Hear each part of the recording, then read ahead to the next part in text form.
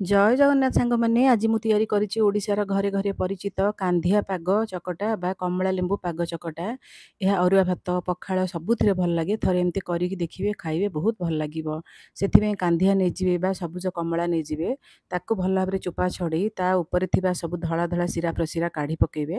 ତାକୁ ଦୁଇ ଫାଳ କରି ପାଖୁଡ଼ା ପାଖୁଡ଼ା କାଢ଼ିକି ଗୋଟେ ଜାଗାରେ ରଖିବେ। ସେଥିରେ ବି ଦେଖିବେ ନା ବହୁତ ଧଳା ଧଳା ତାର ସବୁ ଶିରା ପ୍ରଶିରା ଲାଗିଥିବ। ତାକୁ ଭଲ ଭାବରେ କାଢ଼ିଦେବେ ଗୋଟି ଗୋଟି, ନହେଲେ ସେଇଟା ରହିଲେ ପାଟିକି ଲାଗିବ, ତାପରେ ସେଇଟା ବି ପିତା ଲାଗିବ।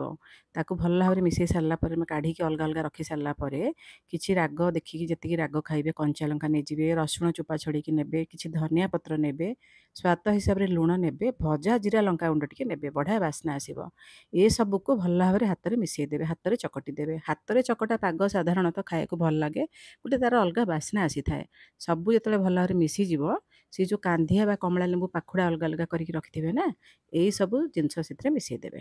ଦେଇକି ଭଲ ଭାବରେ ତାକୁ ମିଶାଇକି ଚକଟି ଦେବେ।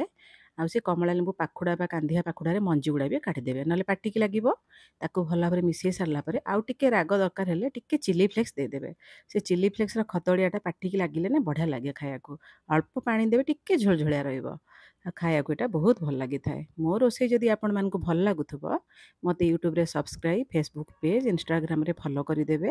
ଆଉ ମୋର ଭିଡ଼ିଓ ଯଦି ଭଲ ଲାଗୁଛି ତାହେଲେ ମୁଁ ୟାକୁ ଲାଇକ୍, କମେଣ୍ଟ, ସେୟାର କରିଦେବେ।